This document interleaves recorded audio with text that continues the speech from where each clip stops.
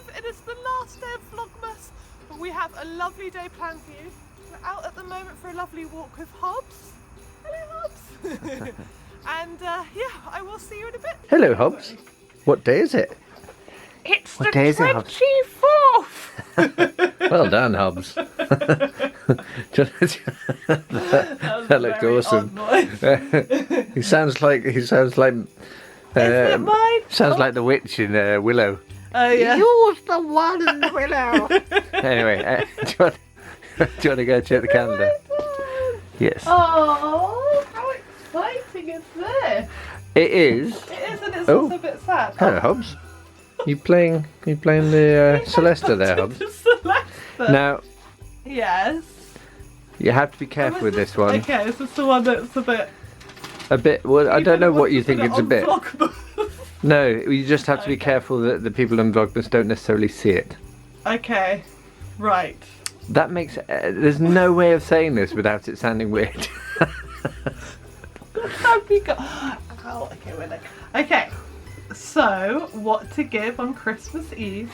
This has to mean a lot. The day before we got engaged, and soon a little top. Don't make me cry. So if we had to choose a name and keep it somewhere safe, oh, I think I know why they can't. Okay.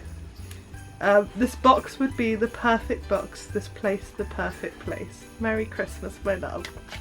And do you know what? I think we're not going to film you searching for it. Okay, alright. Well, I'll just say that I think basically this is something that's between us, but I'm going to be very thankful for it anyway. And the whole of this Advent, Stephen, has been amazing. I'm very, very, very loved up and thankful about it all. And I'm going to get a bit emotional, so I'll say goodbye. So Hobbs is reading his Christmas cards. Oh, I came and he was looking really guilty, and he had this, which he did grab from the postman earlier. But he's just reading his Christmas cards. Oh, baby.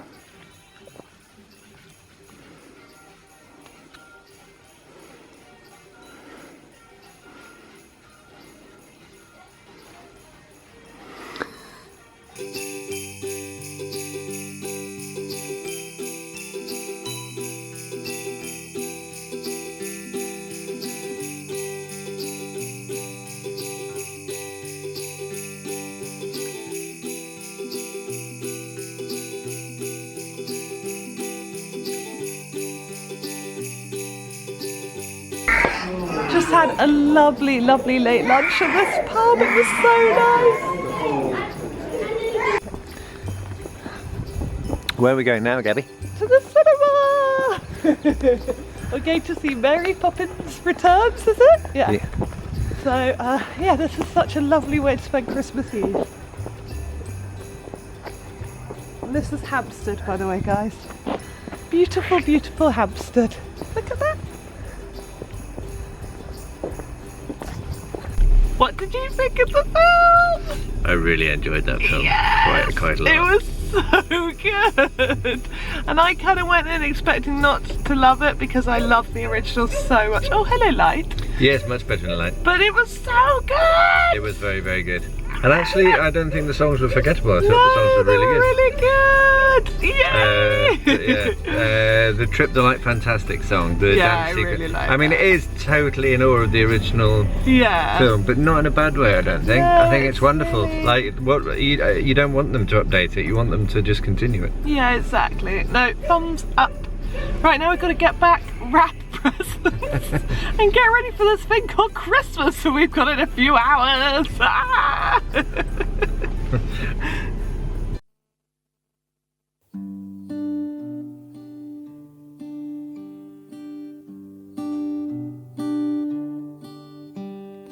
Have yourself a merry little Christmas. Let your heart be light. Next year all our troubles will be out of sight.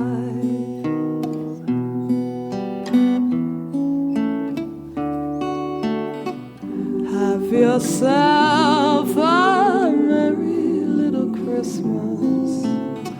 Make the Yuletide gay. Next year all our troubles will be miles away.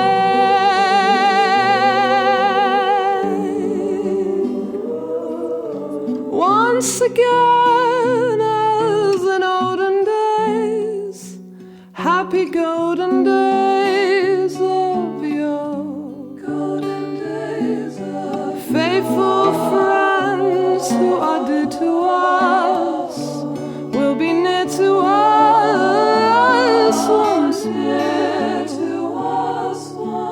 more. Someday soon we all will be together if the fates allow. Until then we'll have to muddle through somehow.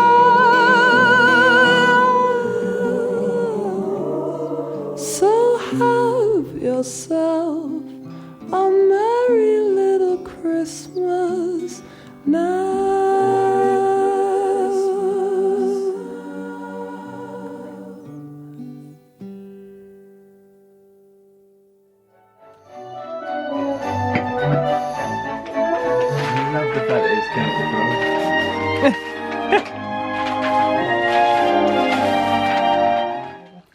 What day is it?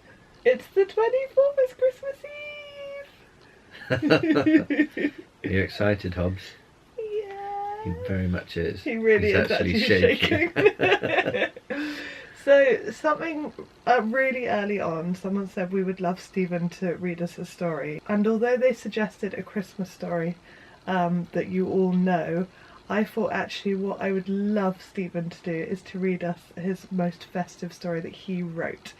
So you're going to read to us, aren't you? To the bump. I'm going to read to the bump, yeah. Yay! And to Hobbs and to all of you. So here you go. This is the first exclusive hearing. Would you say hearing? Reading? The first exclusive reading of Baboon on a Spoon. Yes, it's a wintry tale. So yes, hello little one. So yes, this is nerve-wracking.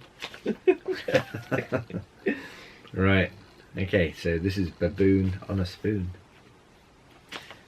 At the end of each year, when the weather gets cold and the first flakes of snow touch the ground, to the top of Mount Sore rush the fast and the bold, having travelled from miles around.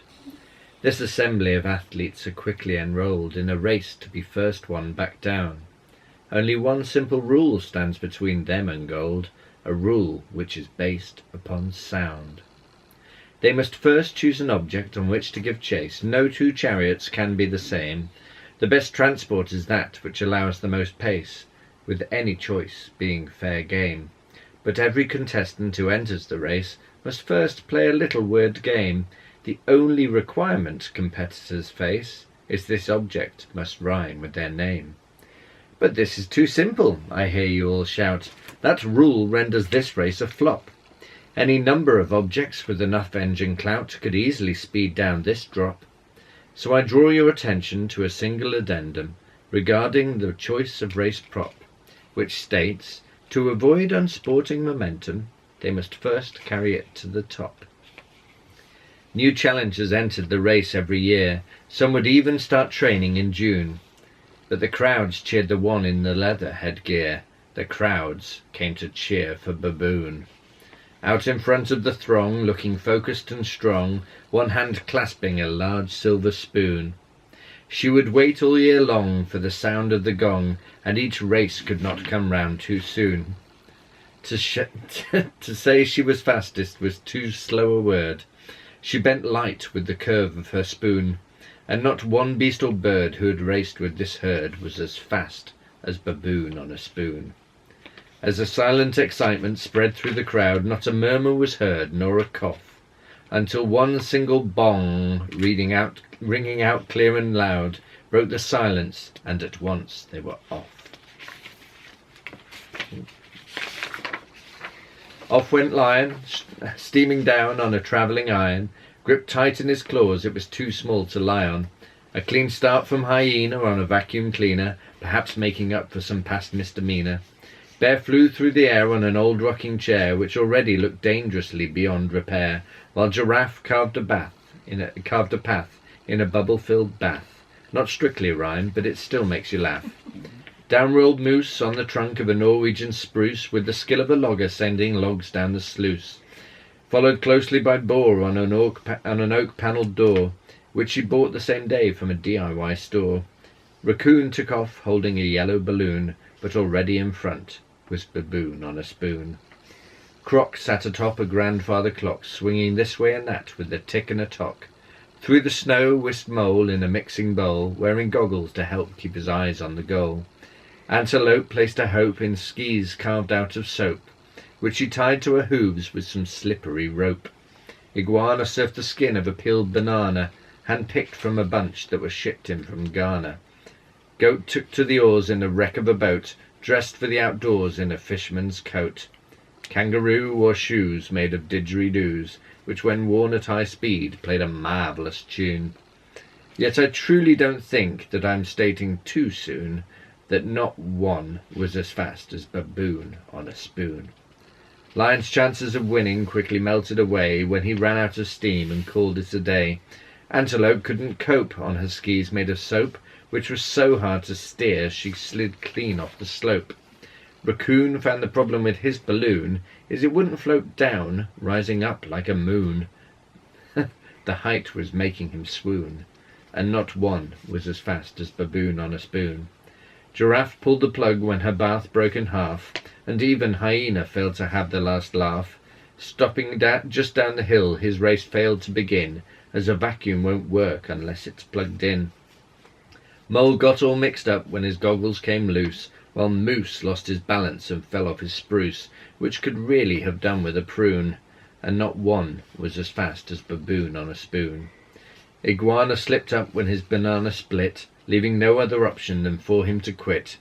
Time was soon up for Croc, as he jumped off his clock, when the cuckoo popped out and gave him a shock. Pilots started reporting a floating raccoon, and not one was as fast as baboon on a spoon. Boar found her way forward was blocked and locked, while Bear made slow progress on a transport that rocked. Goat bailed when his boat failed to keep him afloat, and poor Kangaroo's shoes failed to hit the right note, sounding like a bassoon when it's played out of tune, and not one was as fast as baboon on a spoon. The crowd stood and cheered at the finishing line as baboon hurtled past with a new record time. The rest took much longer to come down the climb before turning and gazing back up the incline. Although they were tired, there were smiles all around, and all shook their hands with baboon. There was also good news that Raccoon had been found and would safely be back very soon.